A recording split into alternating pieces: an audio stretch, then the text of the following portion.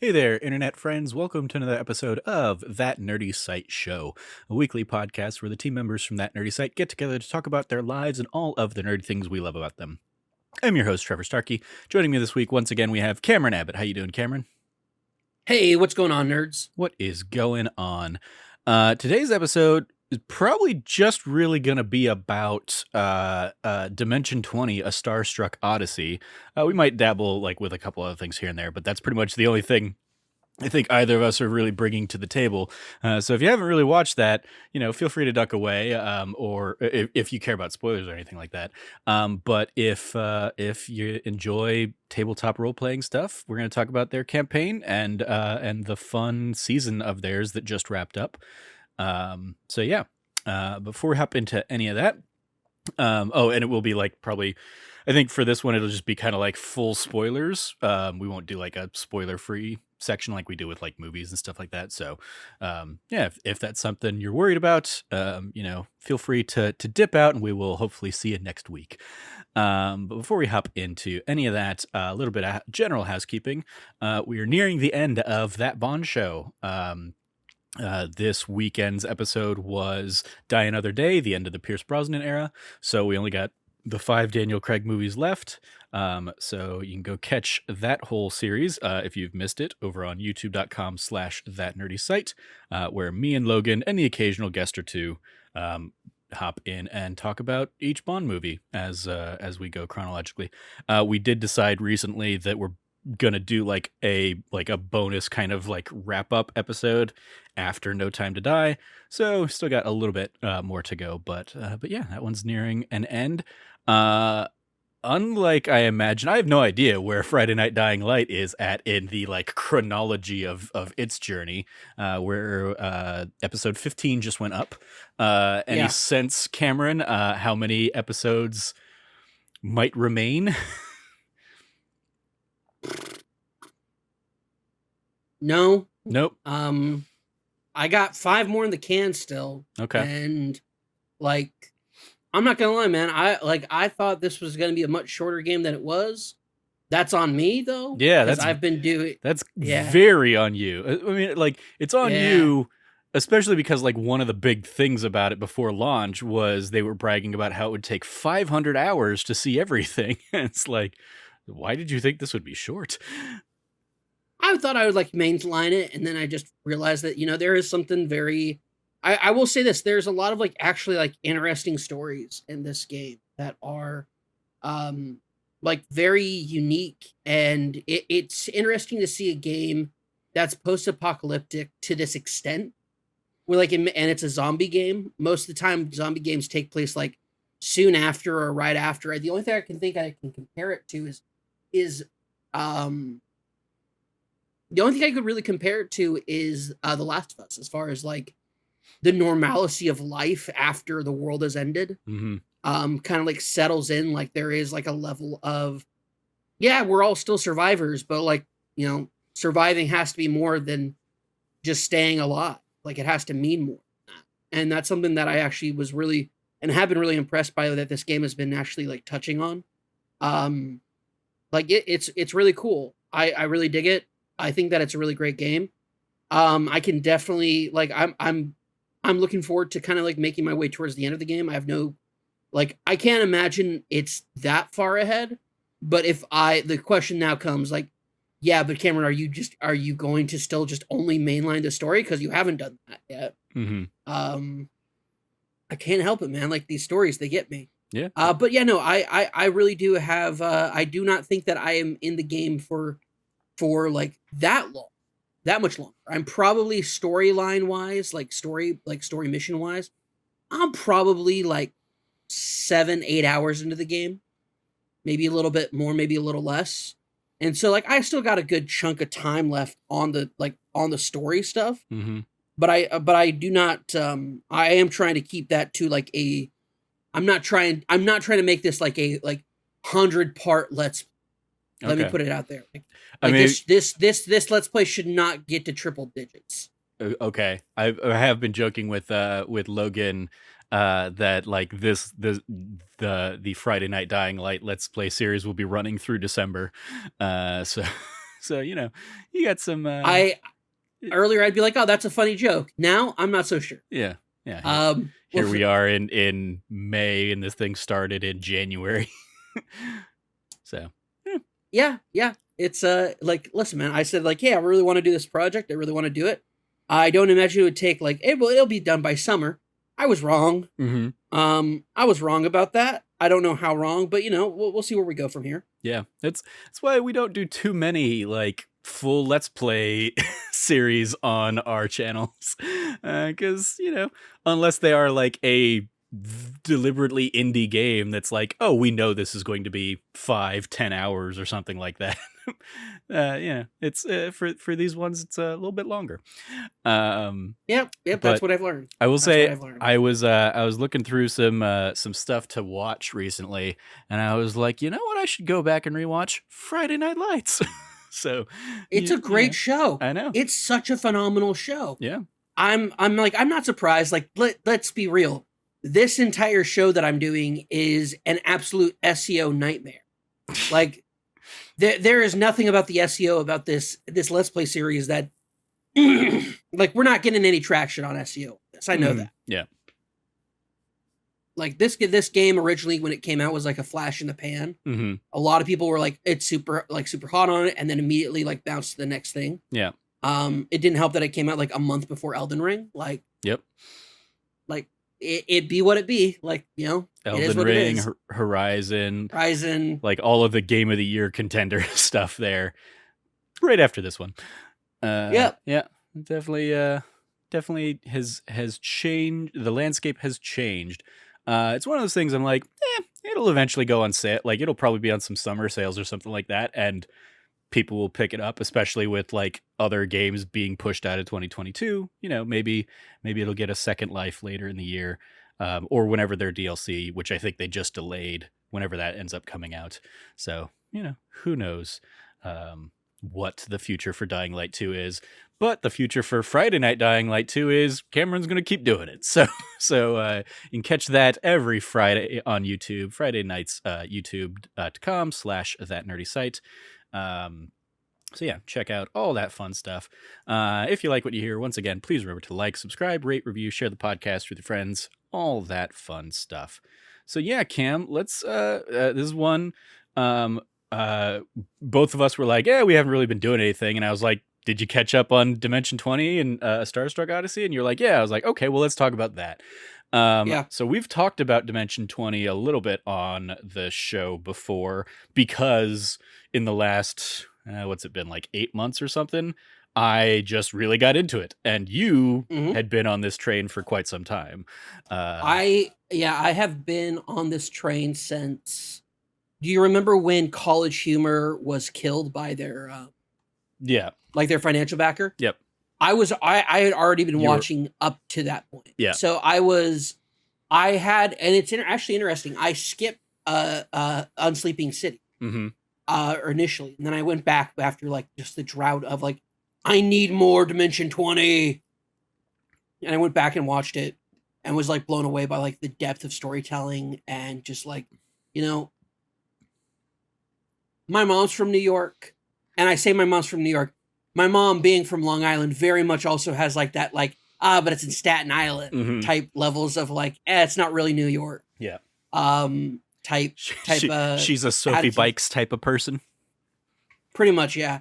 I love my mom. Definitely a Sophie Bikes kind of person. And it's just like, it struck me. It's like, okay, this is like a real, like, Brennan Lee Mulligan being from Hell's Kitchen, growing up in New York, specifically Manhattan, his entire life, knows the city inside and out, and has like brought it to life in such an amazing way.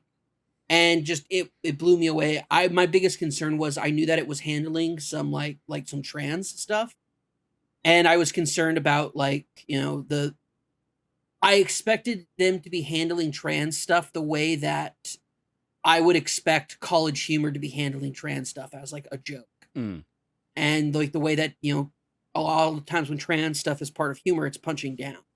And I was really blown away by like how center a trans character was, their trauma and their plight and like their struggle being center focused. And also just like I was just really blown away by one, the earnest and honesty about an opening from like in touching from their own lives that Allie Beardsley used like as fuel for that season.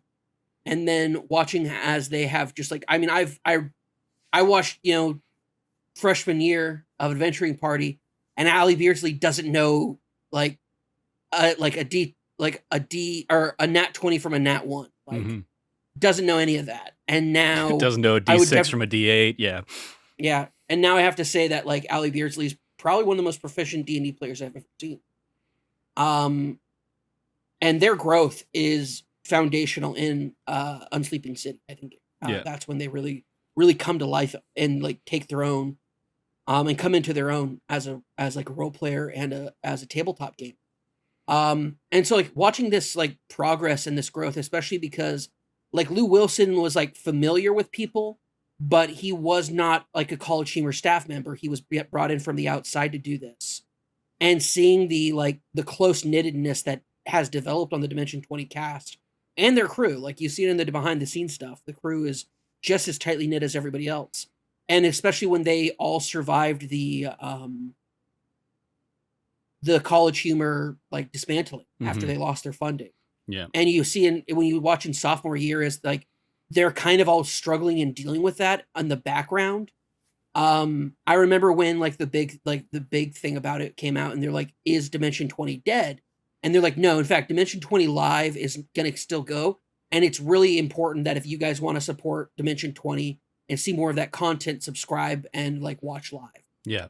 It's been fascinating for me, like binging through everything, like knowing the aftermath and stuff. And like, yeah, when those like milestones hit and in Fantasy High Season 2 and stuff.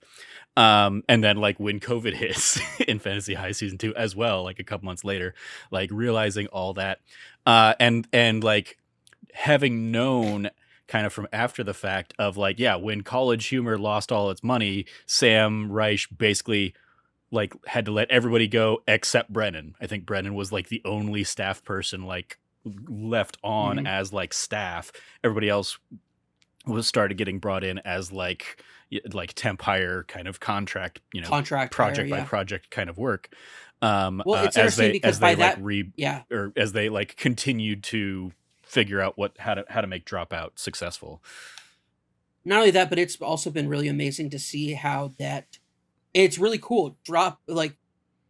Dimension 20 has been the kind of like cornerstone that Dropout as a group, as an org, has built itself out from after the collapse of College Humor. It is the thing that got me to finally like buy Drop or like pay, like subscribe to Dropout. Yeah.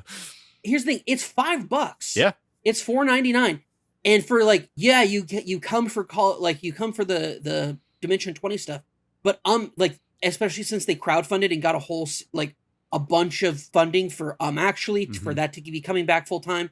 They're experimenting with really cool new shows. Yeah. That are like, like there's one that's hosted by, I forgot her name. She's in the Tiny High season. Lily Dew. Lily Dew, yeah. She's Dirty hosting Laundry, yeah. like Dirty Laundry. Dirty Laundry is good. Yeah. It's excellent. I was going to say it's ecstatic. And I was also trying to say excellent at the same time, and I could not make those work. Yeah. Because they're two completely separate words. But no, it's excellent. I get ecstatic about like kind of the future of Dropout being like, yeah, they can't kind of go for these weird, odd niche swings and then be like, well, we're keeping it on Dropout because that's our like paywalled stuff. So we can kind of be weirder about it. It's like, yeah, no, this is what it is. It's the life. Yeah. And I've loved seeing that transition. I think that especially touching on Starstruck Odyssey being their first back in the dome season. And here's the thing. Well, yeah, for the bad kids, it's their first time. Like, or for the intrepid heroes, it's their first one because they did Shriek Week back in the dome. They did the 7 back in the dome. I think 7 was the first one back in the dome, and then Misfits and Magic was also they did that back in the dome as well. So before all of those, they shot this season. Oh, did they? This was the first season they shot. Okay. Yep, this is the first season. Like, this is the first thing they shot. but because everything else was like limited Hmm. and like shorter, except I think the 7 was pretty long as well. I think that was a full season. Yeah, I thought the 7 Um, was, especially based on just how its production lines up. Like the 7 feels like it was the first one back, and they were like getting everything situated. But yeah, timeline wise, I guess I don't really know. well, I know that they also shot Starstruck a lot close, like within like I think maybe like 2 weeks. Mm. I think that was like because if you look at the behind the scenes stuff, when they're not on stage, they are all wearing Oh like yeah, COVID yeah. shields. Um, like it's pretty intense. But I also just have to like getting all those guys back together, all those guys and gals, just and bees, back together in this like awesome, like back in person is awesome. It was amazing to kind of just like see them, and also because they all explored and played completely different characters this time. Hmm. Like everybody was playing something completely different than what they normally do. And it was awesome. It was awesome to see them take on different responsibilities than they normally have. And it like one deciding, hey, we're gonna use a homebrew version of this homebrewed version of a like official D20 system, using the Star Wars D20 system that was put out, and then homebrewing that into a Starstruck Odyssey. Like tremendous amount of like pre-production work that had to go into that. I have to say that the use of Tailspire here was like incredible, like really well done as far as like definitely getting a hang of it and like getting like a team together to put stuff together for it. And I think as somebody who owns Tailspire and like knows some of like the wonkiness of that program, Hmm. it really tailors itself, I think, to space stuff Hmm. in a really great way.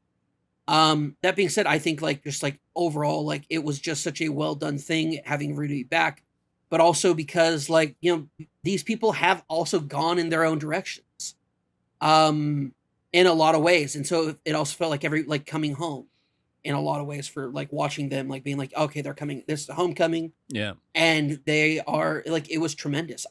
So I have a massive love, for everything Brendan Lee Mulligan does. And I've known this ever since I saw him do the White Knight skit for College Humor, Okay. where he is the White Knight of the basic. Like he's a knight, like he talks knightly, and he is like his sigil is the pumpkin spice latte. And he's defending one of the coworkers at College Humor who's kind of being joked at for loving quote unquote basic things like, and then Allie and Trap are the ones who are kind of like poking fun at her, and it's great because they're like, oh yeah, no, do you also have like, and then he shows up and he basically belligerate them for saying and like picking on her for being basic. Like being basic's fine, like it's cool, like don't, like it's not a problem. It's like, well, like she probably likes the Marvel films more than the Criterion Collection. And Brandon goes like, 20, because there was only 20 at the time, 20 cinematic stories weaving a masterful tapestry of cinematic experience, like just good stuff like that. And ever since that, I was like, I have definitely been pretentious in my past. Hmm. um like I like to say and tell people when they ask like, what were you in high school, like were you a jock, were you emo, were you that, I like to tell them I was a hipster before hipsters were a thing, because I was. Hmm. And as pretentious as it sounds, that exactly gives you an idea of how pretentious I was in high school. Like I was super into like indie rock music and like going to like clubs and like things that have like fit like 50 people, and like listen to like really shitty live music.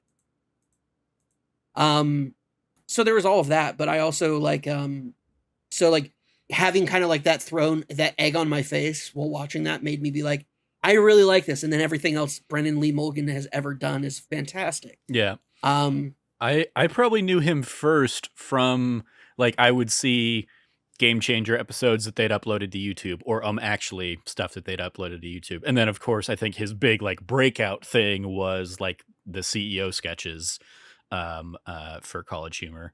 Um but yeah, like I also am a fan of like everything, seeing everything he does, yeah, like going back to kind of your point about the Unsleeping City, like the care and stress that he puts into making sure that like the games are as inclusive as they can be, and I know that's a thing.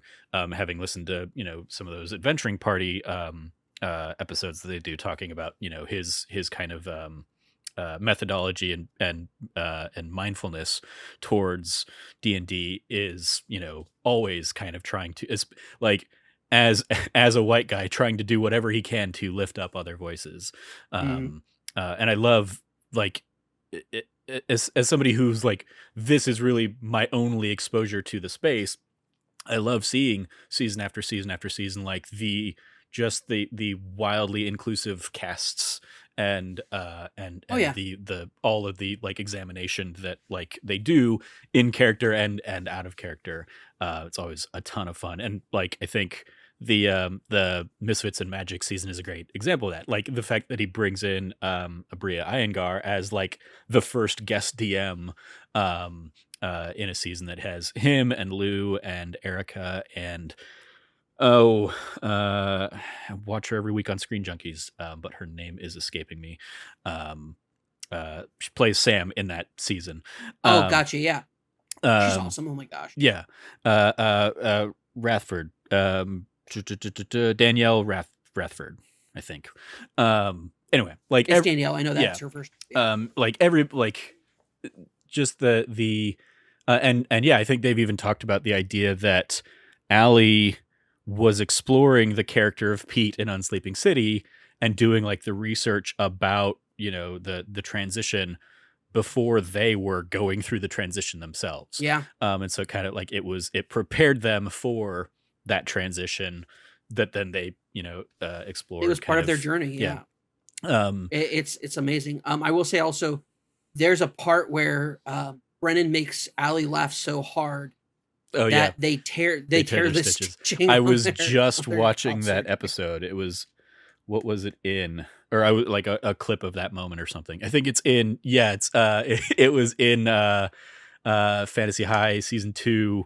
It's not Mm. him, it was Lou Oh using yeah. Galir as a springboard to get like his Yes. advantage in Fantasy High sophomore year, and doing that, kicking and knocking Galir out, who had already died in that combat, like, and then been brought back. Yeah, that they mention like, my stitches just broke. They're mostly healed, so it's fine. But yes, that yeah, very Love absolutely Allie. fun. Love Allie Beard. They are just one, especially in, and I will say, they are 1000% the MVP of this season of Starstruck Odyssey. With like, yeah, Um, all of Margaret's to do lists, absolutely, yeah. yeah, taking a non-combat specialized character who is surrounded by combat specialized characters and for their turns to be as impactful as they were was a just joy to see, because it's just such an alternative role playing to what is atypical from tabletop gaming, which is oh, I'm the bard character. I'm gonna stay off to the side. Mm-hmm. Margaret Encino was 100% on the front lines and just like, I'm on my cell phone. Can I help you? Yeah. Yeah, Sending an just like, email, critical analysis, finance check to save my money before I get completely shut out. yeah, Yeah. just incredible. Just like outright incredible. Or in the And finale, the like amassing all the jib jobbers together to mhm, kind of like, you guys take this task, you guys take this task. Here are all the people we want to reach out to, and here are all the things we want to do. Absolutely a ton of fun. just loved it. Absolutely loved it. And just like making the most out of a character that most people wouldn't consider playing because they want to actually get into fights, Mm-hmm. and yet still having such a massive impact is just, it speaks volumes to the kind of player that Ali has become. Mm-hmm. And I am just so here for it. I'm just so beyond happy, because I think a lot of people expected after season 1 of Adventure High, Fantasy High. Fantasy High, thank you. Fantasy High, that Ali was just going to be the quirky queer character. and then going straight into Pete, who is just like a magical glass cannon ready to launch off at any moment with just like crazy wild magic, was awesome to see that transition, and then to see their continued growth as they keep on keep on bringing in new characters into the repertoire, revisiting old characters, even going back to a character that people felt was like just like the weird quirky queer character, seeing that character evolve into really owning something that was not really there in a lot of ways. And by that I mean, like, and I don't want to do spoilers for, sophomore year, but for like the journey that Allie's character did not have to go on, but that Allie made the conscientious decision to go on with that character, was spectacular. Mm-hmm. And just top to bottom, just so much love for Allie Beardsley. So much love for just every member of the cast who's ever been on and is on. Even they're just amazing. Yeah, like Liam's journey in A Crown of Candy is like just is so good, such a delight.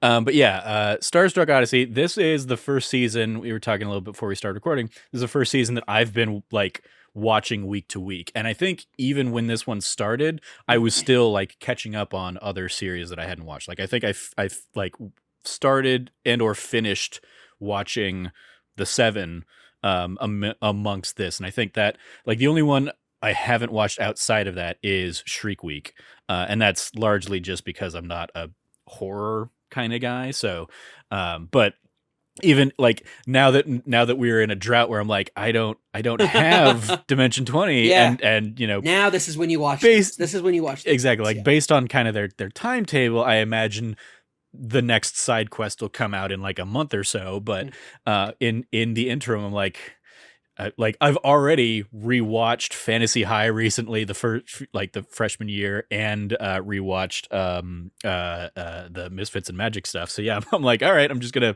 I'll finally bite the bullet and check out the Shriek Week stuff. But yeah, this was a ton of fun. Like too. It's not. I will say it's not bad. Okay. It's not my personal cup of tea, just because like I'm not too fond of those kinds of tabletop games that they're playing. Uh-huh. The tabletop game that they're playing is a very different kind of tabletop game from other like Roll20 stuff, like Dimension 20 type, D20 type gameplay. And it's very built, like it's just built differently. It's a totally different system. Yeah. It's not bad. It's just, it's not the kind of game that I want to play, and therefore like I lose interest in it. Yeah. But it's also being helmed by like, it's being helmed quite fantastically. Like Allie is in that cast. Iffy Audio. Iffy Nodway. Like God damn it! Yeah. Why are two white guys trying to pronounce this? Iffy Nyadaway. But Iffy. Nodaway. Yeah. Iffy. Yeah. Iffy. Yeah. Like he is in that cast. He's phenomenal. Lily Dew's in that one as well. And then Mhm. who's the fourth? I can't recall her name. It's her first appearance on Dimension 20. Okay. I know that she's done other tabletop stuff before. Mm-hmm. I don't recall. I hadn't seen her before this. Mm-hmm. But she's fantastic in it as well. Like it's good. It's just like you just need to be on board for something that's very different. And I was not when I was trying to watch it. I wanted just more Dimension, like I wanted more D&D. I wanted more D20 type stuff. And so it just like I didn't feel it, but I still felt like it was a like quality wise, and was very, very good. Mm-hmm. Yeah. But so watching this one week to week was like, it was a fun thing, just checking in with you when we would occasionally, hop on a podcast and just kind of check in and be like, are you caught up? Let's talk about all the fun things. Even going back to like that second episode, and the fun reveal of like who Zach's real character was this season, in the Cerebro Slug skip. I loved like just getting to share a lot of those kinds of moments with you, and we like this is the first time we're kind of checking in since like the finale, probably for like a few weeks before that on that. So before the last time we checked in was the first part of the finale, part 1. I had not seen it yet though. Right. And so we didn't really catch up on it. Like that was the last time we talked about it. Yeah. So what were some of your favorite character moments, or just favorite moments of the season, favorite battles, any of that kind of stuff? I have to say, so I was so moved by my feelings about this season. I actually went on Reddit and posted something. I posted appreciation post for Oh, nice. um the editing and like sound editing and uh kind of just sound design overall.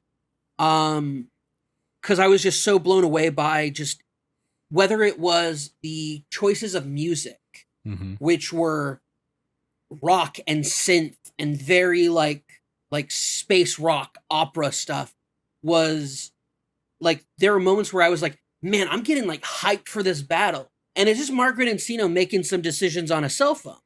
But I'm like, man, I'm getting stoked for this battle.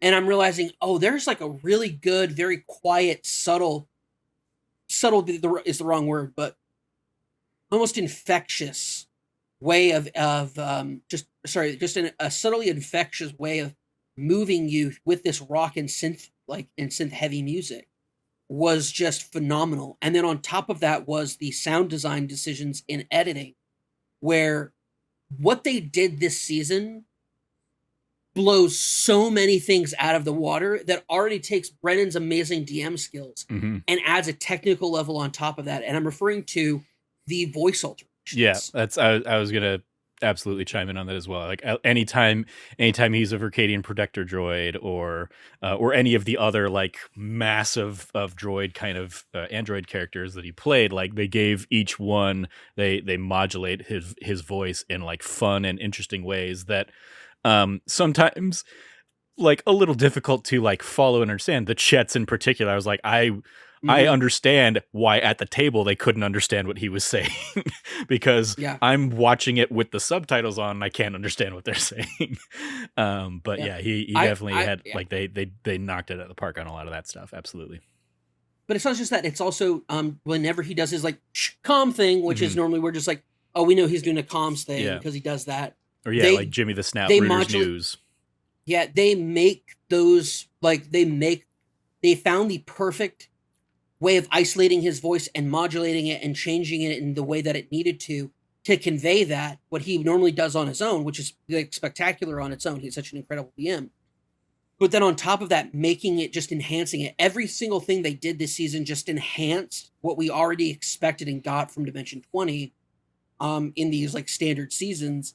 And we got something so much more. And I think also just the fact that the players played characters that were just like not their usual characters. Lou Wilson taking on the tech support role was awesome, especially because Gunny's like 5'4". Hmm. He's a short king. Um, all of that, all of this, like especially because it's like he's like the athletic, live, like swashbuckler that we expect, or he's this big, massive, hulking Amathar from Candy, like from Candia, Hmm. a Crown of Candy, Or or Kingston he's Brown. this Yeah. or like broad-shouldered big dude Kingston Brown from downtown. Like you expect this that like these characters, and then he decided to be, and like I loved his acting during it too because he was like, well, and you could see him just like kind of shrink his shoulders in and like assume this tiny person, even though he himself is just like a big dude, and just could totally convey this like wimpy, very much like I'm afraid of anything possibly happening to my body because I don't own it. Hmm. Attitude to it. You have But also just this like absurd belief that everything is going to turn out well, and like the the early ball is rolling the ball is uphill. rolling uphill. Yeah, all the casino stuff was just like, oh my god, like especially in a season where like so much was this was so much more the like financial heavy. They had to like do actual shopping Yeah, episodes and like buy their gear and stuff like that. which is a um first to Dimension 20. Dimension 20, Brennan talked about it in an adventure party. He has never been a fan of like bringing strong economics into his yeah. games, and he said this one definitely changed it for him. So, and you can tell because he really got into the idea of this is a hard universe. Hmm. This is a hard galaxy. Money matters, like credits matter. These things matter because what people are doing, what they base their livelihoods off of is this. So, Yeah. um but yeah, like so like when they're out there gambling and like knowing how badly they often roll, just being like, yeah, let's Yeah. let's put 10,000 credits on the line and just boom, oh, okay, well, we're out. Uh okay, run. Like all that stuff was a ton of fun, but then it does like it, the wild swings of fortune, when they are leaving Viva Las Vegas and make that the roll and pay off the casino with a nat 20. It was a ton of fun. um any favorite like battles or anything you want to give some love to, give a shout out to? Totally Las Vegas. Las Vegas was just an awesome thing. As somebody who, like, I've talked about it plenty of times on plenty of podcasts, I love Las Vegas. Like, I grew up going to Las Vegas a lot. My dad's from Vegas. Mm-hmm. Like, Vegas is home to me on a lot of levels. It's just it's a city I love and I'm familiar with. And so to top all of that off with like just like a quick shoot down into like, this is what Las Vegas is in this galaxy, and I'm like, great, I love it. Like it is like, it's awesome. And so I love the battle that happens there. Mm-hmm. Massive fan of the not Verkadian, but The plinth. not the Plinth was great. No, but I'm thinking of the fight with the art squad. Oh, the Guernica art squad. Guernica.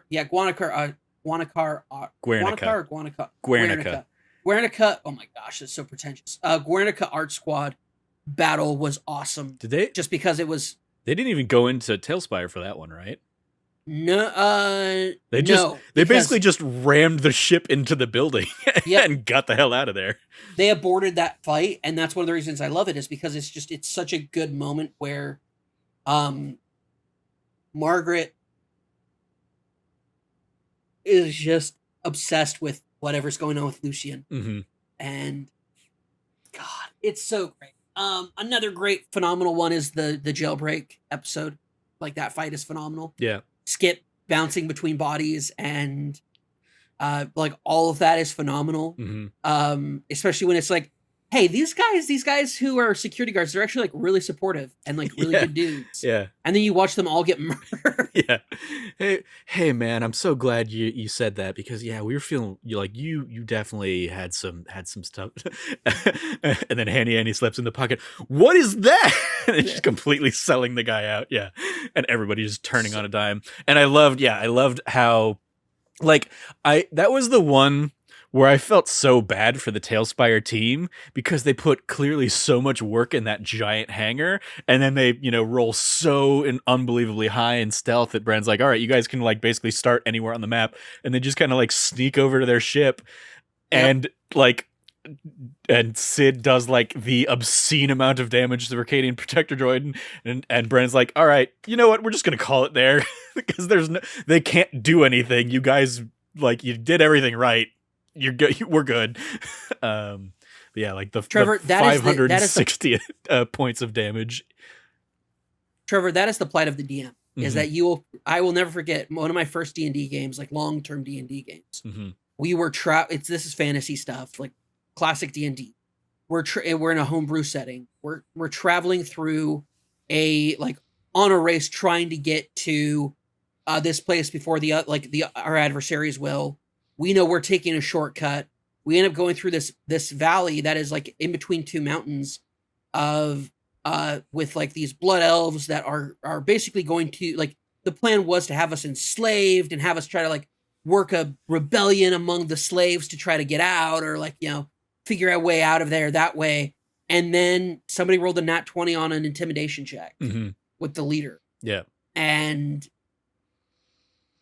yeah, like, it was what it was. Like, yeah, we got out of there scot-free, no problem, walked through their entire like village and encampment and stuff, and just was able to like get through. Mm-hmm. And literally, like, I'm talking about like maybe 15 pages of notes about like what we would need to know, the intricacies of how we are going to be able to do this. Mm-hmm. Probably not 15, probably closer to 10, like less than 10, but close to it. We're talking like in a journal, like just like wasted. Yeah. He was so upset. He couldn't believe it happened. But like, that's the thing. Like, it's the same thing with in Unsleeping City season 2, where it's just like, Or I mean, I would say Yeah. even this season, Hmm. they had that fight in New Boston, that Yeah. they take out the corrupt sheriff, do the intimidate check, stick the head on the cactus, and Brennan's like, "All right, you know what? Yeah, you guys, you guys like the bad crew is scared as shitless of you guys, so go ahead and do." And then finding out, if you watch like the adventuring parties and stuff, like that fight and the next fight were basically like two parts of a whole, and Brennan just kind of like turned on a dime, pivoted on a dime, as he so expertly does in there, and basically was like, all right, yeah, that fight, you guys were supposed to leave, and then we were going to go into that, like, you know, that city street, and then we were going to go into the skiff chase, and then you guys were going to leave through the ship, but you killed the bad guy and scared everybody in town, so we about faced. And I love how he, like, it's not that they, like, that all of that was scrapped. He finds a way to, you know, bring it, like, to reuse all those assets, you know, in the next episode, Hmm. kind of thing. But it was very much a fun, and I think that's something I've heard him talk about a lot as well, is like, if, you know, if they kill the big NPC that was going to do all the info dump, just take that and like put it into another NPC's mouth. And I think back, and especially knowing that, and then like going back and rewatching first season of Fantasy High, like, I'm pretty sure the coach was supposed to do a whole bunch of info dump for them that probably instead went to Gorthalax or something like that, because of Yeah. how they kind of treated those situations. I think it's just a fun, like, expert, like shuffling of kind of things behind the scenes. And Well, yeah, I also this think was it's another like one of those fun you cases. have, yeah, I also think you have two characters die in the first Yeah. in the first and second episode, right? Like, first battle, two people down, die. Hmm. Brennan's like, cool, I have to bring him back. What do I do? Okay, I'll kill off these two characters. Like, it's not a, like, was it planned that would happen? Yeah. Maybe, I don't know. But we will never know. What we do know is that Brennan's the kind of motherfucker who will go in there Hmm. and make that change and Yeah. not be afraid of Yeah, it. and like, yeah, that's another great example. Like, obviously, I think the counselor, Professor Gibbons, like, so much of his personality ends up being probably infused into Jawbone later in the season, but with a very different coat of paint, and you know, also still works expertly. So yeah, I think there was a lot of that kind of fun this season. And I loved when they just kind of like subverted expectations. Like, I forget the character's name at this point, but uh the first person that they went to try and get, that was like Sundry Sydney's mom, like, Hmm. mom character, that was just like, you know, drunk out of her mind, completely cool, and then like they take her thinking they're saving her from this, you know, punishment or Yep, something. She's like, I love my life, I'm rich, leave me alone. it's um great. like, I love that. Yeah, that all that subversion. Also, the junk mother stuff was a lot of fun. Junk Mother, I think, was a top tier character, and it said we really only got her once. Yeah, I like, she's definitely somebody, if they revisit this, which I imagine they will, this will probably get thrown into the rotation and they'll do a season 2. um but I think it was also because I was watching the 7, or had just finished the 7 around that time, so much of that interaction felt like, um Steffi, right, was it, like, interacting with the big bad Hmm. of the 7 season, and like reaching out with compassion and stuff like that, instead of cowering in fear from this very horrifying thing. There were a lot of similar beats there. I was like, I appreciate that, Yeah. like, both them and why am I blanking on her name, um uh playing Sydney, both of them have that kind of like Oh, energy. Emily. Emily, yeah, there we go. Yeah, Emily Expert. I will say that there's one thing, if there's one thing that I could say, like, is my biggest thing that I'm the biggest fan of with when it comes to Brian Lee Mulligan as a DM, it is the way that he adapts to the compassion of his players. Hmm. If a player has formed a deep, compassionate, like, relationship with a character, with an NPC, it matters. This NPC matters to them. Brennan uses it. Yeah. And like, for good or ill, he'll use it. And he does it in such a way that I've seen on multiple seasons now, where somebody's compassion and open-heartedness has rewarded them. And is sometimes the final piece of the puzzle, like in season of with freshman year of Fantasy High.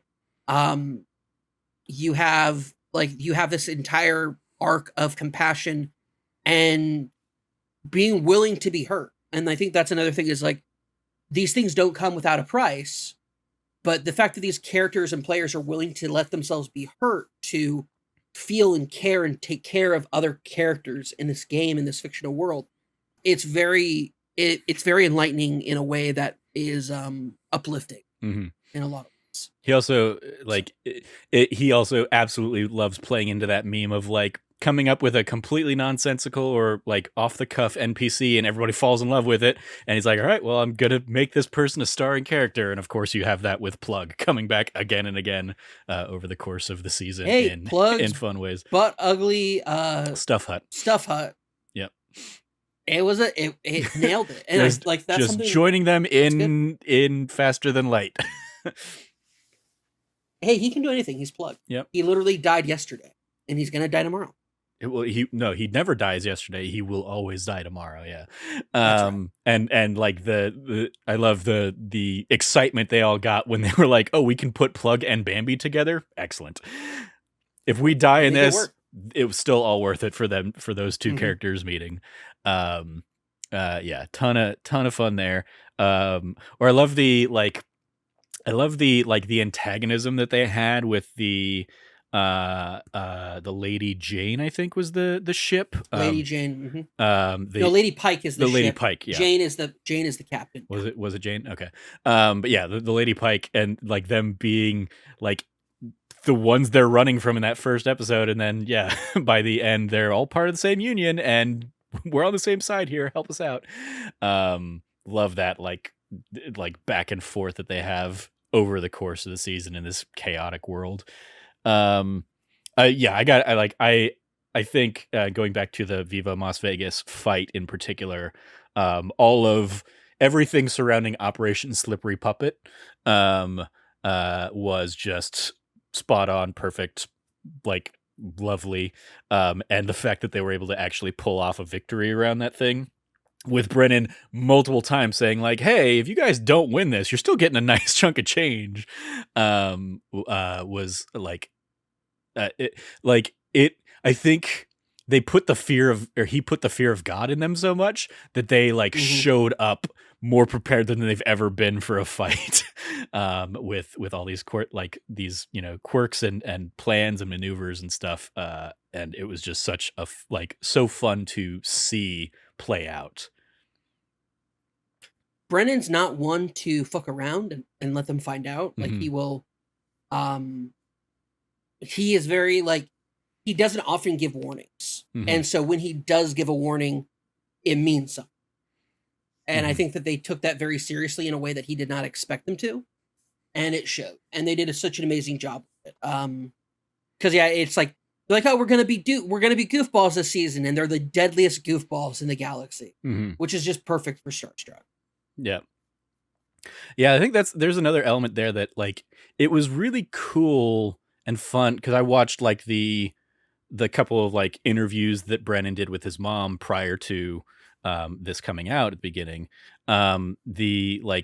Just the idea that like he is continuing on the legacy of this like world that his mom created, which has been in like a ton of different mediums, like first as a play, then eventually as a graphic novel series.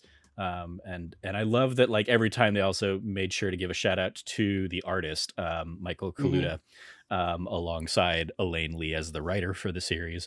And it's just really cool that there was in particular, when Brennan reads out the description of Kubla Kane, as like, this is something that his mom has written, I was just like, this distillation is everything that explains Brennan Lee Mulligan. Like the fact that this, like, that he came from the person that made this tracks 1000%. It was just like that was a cool little element of like they wanted to do a sci-fi setting. This is a sci-fi setting he is intimately familiar with and was able to kind of like play around with. All the PCs got like really excited about it, and they talk about in the final adventuring party that like this was their favorite season to play in so far.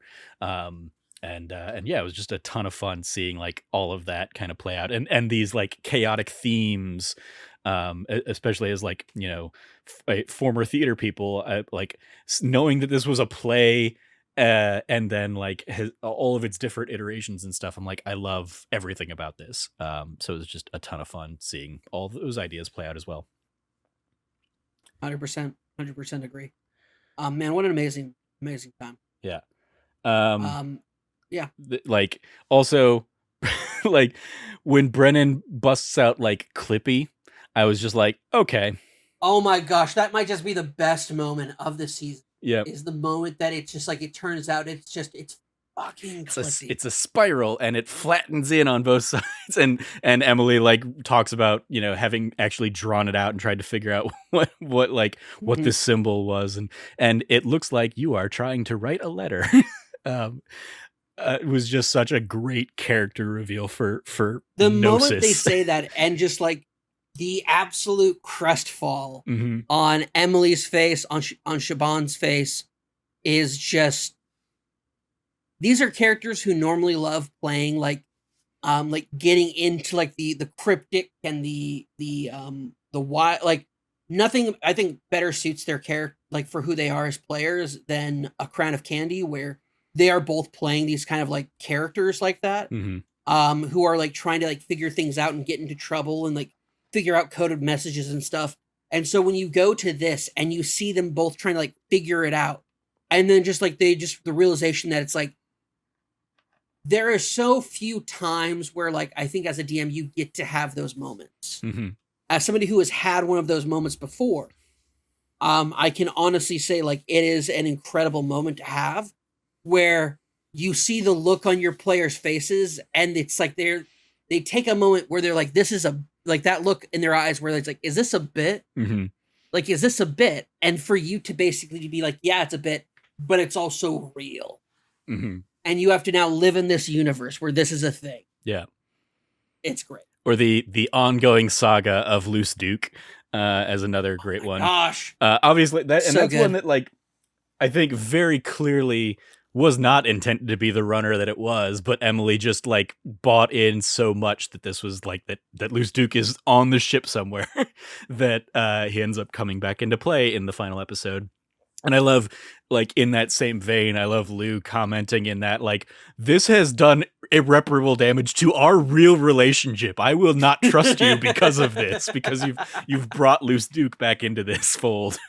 But yeah, that was a ton of fun. And I love just all of the, like, I remember when I first watched A Crown of Candy, just like being like crestfallen at how just brutal that season was. And obviously like they all knew going into it that it was going to be that, you know, that dangerous and stuff. And I think this like has moments of that brutality, but with a little bit like padding and stuff, especially with like a lot of the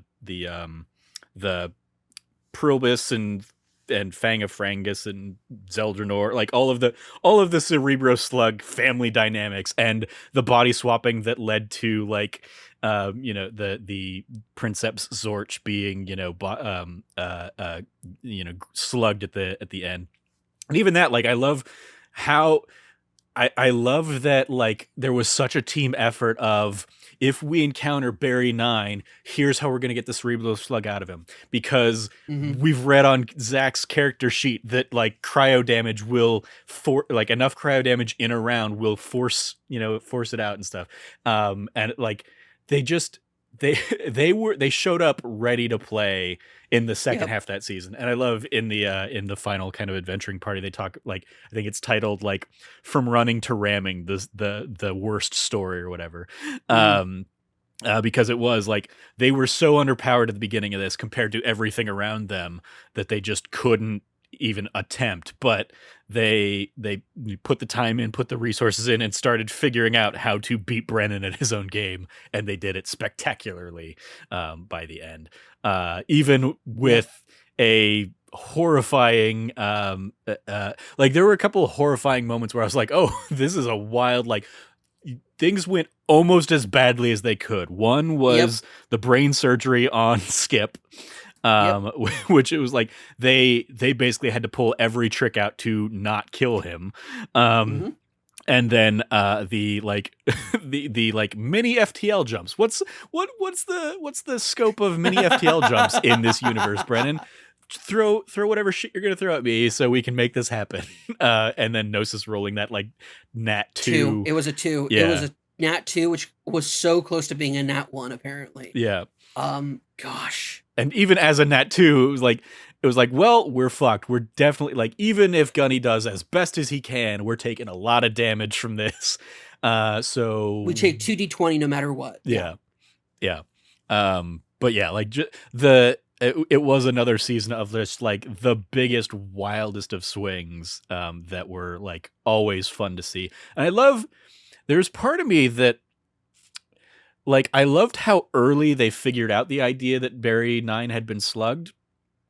And it Mhm. felt like something that, like, Brennan notably wasn't confirming it Yeah, for that's the thing another, that like, weirded me out for a half while. the season. So, like, part of me was wondering, like, if they were chasing down the wrong rabbit hole for a long time. Mhm. But then I, like, and then at some point they were just so bought into that Brennan was like, well, if I don't give them that as, like, the answer or the solution to this, that will be less satisfying for them. So I'm going to give them that present, is how it, like, read to me. And I think that, paid off beautifully as well. But yeah, there's just so many fun little beats and character moments over the course of the season. Any others you want to give a shout out to or give some love to? I mean, there are, but I mean, it's like at some point we're just going to be talking about every single moment in this entire season. Mm-hmm. Like at some point, that's where it gets to. Like, there's just so many phenomenal things in this entire season. Whether it like, and we can just keep on going and going and going. But I really think the final thing that I wanted to really like hit on was, um, like what an amazing job they all like, and I know I mentioned it twice already, but mention it again. Such an amazing job of playing characters they don't normally play, Mm-hmm. and I think a big one for that is like, yeah, like, um, somebody who is naturally by their nature sweet and kind and caring, and not like a broken badass on some level. With Emily's character, Emily, I think probably played a character who's most like the other characters that she plays. But then Murph also just being the big Barry Six, like the Barry Battalion, and feeling like, and I also, the Animal Farm, the Disneyland XP that they Mm-hmm. have. Fantanimal Land. Yeah. Fantanimal Land. Fantanimal Land was just like such a great way of being like, yeah, there aren't just like corporations like UFTP. There's also corporations like the Revar World, because listen, just because they will have a smile on your face doesn't mean they're not going to try to take every penny out of your pocket.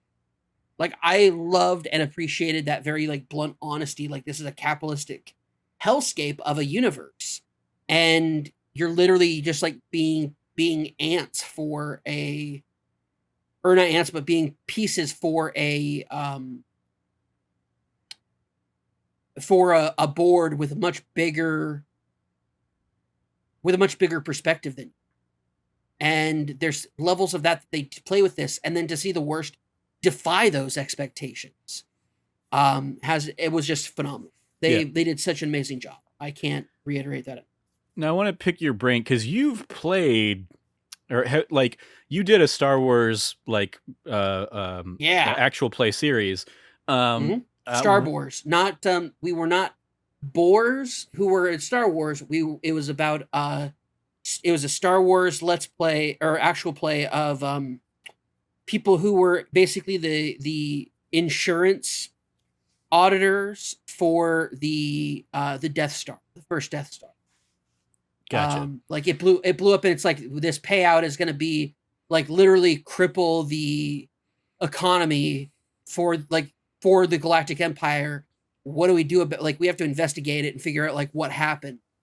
And so it was very much like a very boring but very fun and wild um just adventure Yeah. in Star Wars land. It was fun. So was that using the same No. SW5E system that they did in this one? No. Nope. Different. SW5E is a homebrew system. We were using the official Star Wars tabletop like Fantasy Flight RPG Gotcha. system, which uses a different dice system than a D20 Okay. dice system. So Did that one, so because one of the things that I really enjoyed just in general on this one was the mix of spaceship combat versus like tactical combat. And I think it was wonderfully like exciting to see how that plays out when they have to, combine the two in the final battle.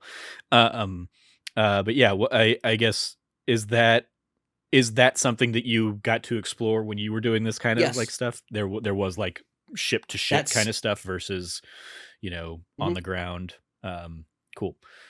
Yeah. Yeah, like the scale of person to ship and person to person combat versus ship to ship combat and how that all worked out was very much like, yeah, that's very much built into the original system that the SW5E is built off. Yeah.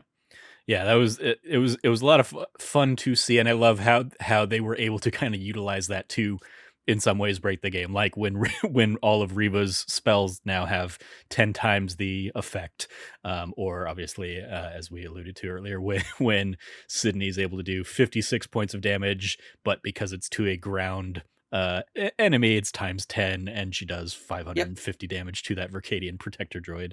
Hmm. Yeah, ton of fun, and that was a I feel like I would be very stressed, and it that like there were moments where it felt like the PCs were very stressed too, of like, okay, what are my ship abilities versus my like character abilities? What do I have in this scenario that we're in that I can do Yeah. versus what can't I do anymore, and those kinds of like arrangements and stuff.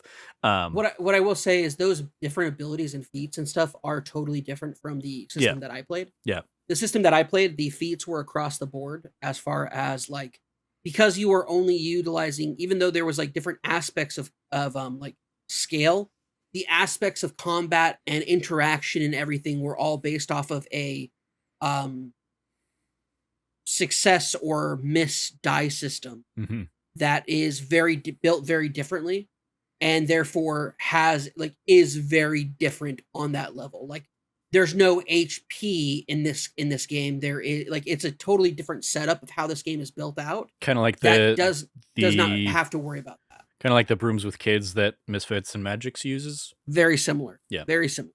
cool. Except like these are like custom Or dice. kids with Like brooms. it's a whole thing. It's super easy to pick up. Like it's a little daunting because it's very different from everything else, but it's easy to pick up and get into.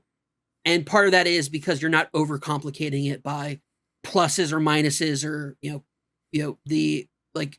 Basically, it's like hey, my character has these things listed out as specialties about them, like you see in Misfits and Magic. How many of these die do I get to roll? And how hmm many do I get to have, like, do I, where I have proficiency, so I have to roll a different die that has more successes than misses, and so forth. Like, it's built very differently, and it does not have the same kind of, the same level of complexity on the kind of back end. The complexity is all on the front end, and then everything else is like it's much more also story based rather than like mathematic based. Yeah, It's just very different. yeah. So I as I've just gotten consumed more and more from D20 stuff, I've started getting in my like recommendations and stuff, like D&D Beyond stuff, or I get a ton of Critical Role. I watched Legend of Vox Machina, but I've not actually dove into a Critical Role thing. But I was watching today, like yesterday and today, a one shot that Brennan did with B Dave and a few others, of like level 20 play. One of the things oh that yeah, that's the champions of what is it? So it's yeah, but it's where he's the he was the demon. rabbit. He In the one I oh was watching, oh he was this is 5. He was that's right. yeah. That's a very different one. He that is a like he is the rabbit assassin. Yeah. character. That is that is Yeah, an awesome. I have not watched that Pentable one. Pentable 5 Harefoot. Yep, I have not seen that season like that one shot yet. I have Mhm. only seen the interview he did about building that character. Yeah, I watched that first, him and Amy talking about that, and I was like, I'm fascinated now. I want to like watch and see how that played out. And like he gets his wish. He made a very broken character that like does a crazy amount of damage in like the first round of combat, and then he Mhm. basically is like, well, I'm broken now. So you guys do the rest of the stuff. But it's in that one shot, B Dave talks about like level 20 play isn't harder, it's just a lot more math, and it's because Mhm. Brennan has rolled 9 attacks and is having to roll so much dice and do so much math and Yep. counting and stuff like that. But yeah, it's been a ton of fun, and I look forward to just continuing to like gobble up more and more of this stuff. And if we ever actually do sit down and talk and play our the game that we've kind of joked about or hinted at playing or something, I look forward to that. I've got dice scattered around and ready to go when the time comes. So yeah, looking forward to maybe diving into our own actual play something sometime, or just playing tabletop RPG stuff offline and maybe not having to do everything we ever do for content. Yep. Yeah, that'd be Hey, nice too. that's totally Uh, yeah. We've talked about it before, and I think we have a good kind of idea of like what how we would approach whatever we're gonna do. yeah, It's just a matter of like getting the people together for it, yeah, and from there just kind of like doing it. But yeah, outside of that, it's just a matter of like inevitability, I would say. yeah. Well, thank you for sitting down and chatting at Dimension 20, a Starstruck Odyssey with me.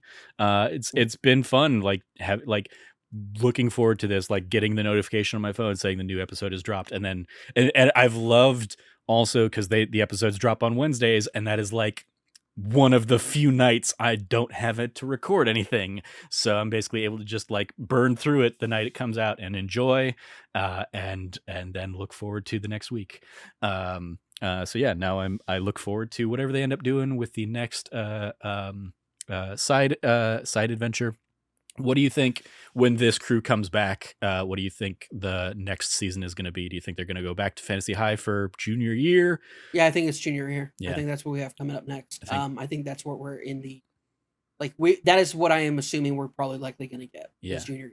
yeah. I think that I think that would make the most sense, or maybe they head back to Calorum and do like another season, because I feel like Mhm. if they go back to Unsleeping City, they talked about the idea of like playing as like the next generation of Unsleeping City people, and I feel like they don't need to circle back to Do that that, yeah. quite yet. But yeah, I think junior year probably makes the most sense.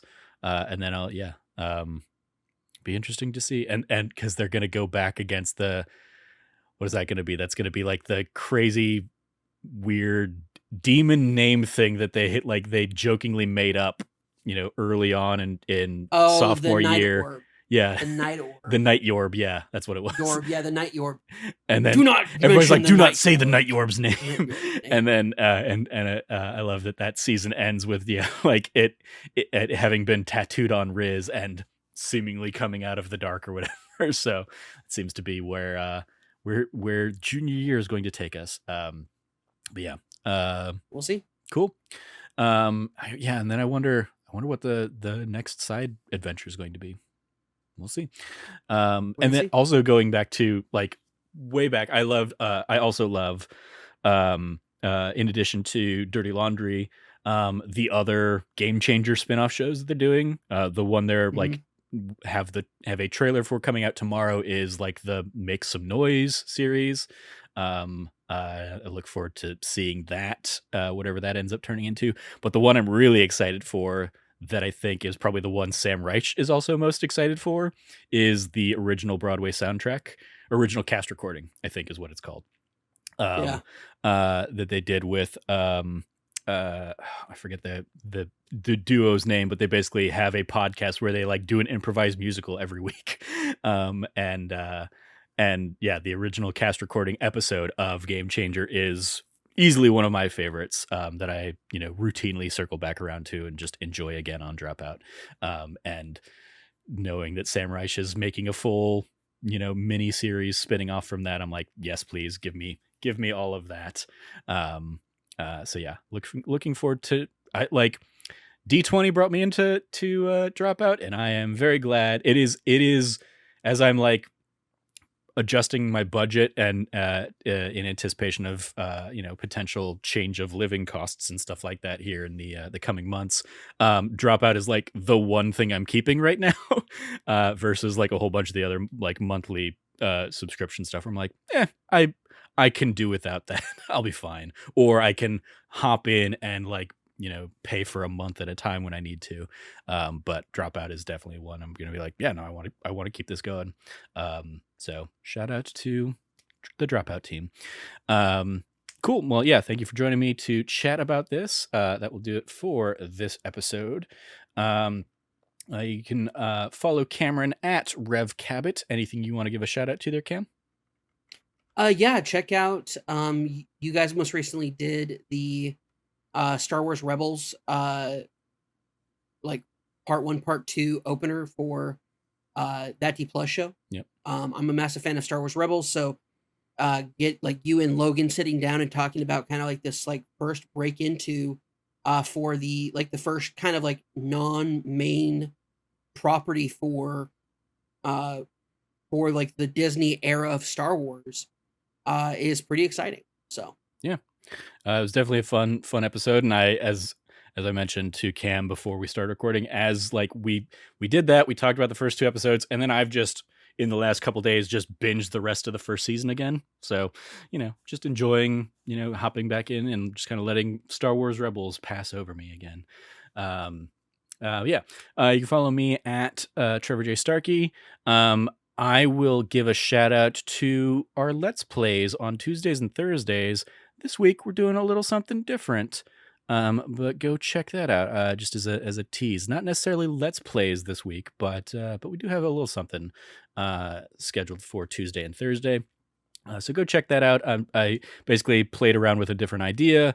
I'm sure Let's Plays as we normally do them will be back next week, but go check that out. youtube.com/thatnerdysite. You follow all of us over at That Nerdy Site, or go to thatnerdysite.com for all the latest content from us. Once again, if you liked what you heard, please rate, review, like, subscribe, share the podcast with your friends, all that fun stuff. Thank you for joining us. As always, stay nerdy and be good to each other.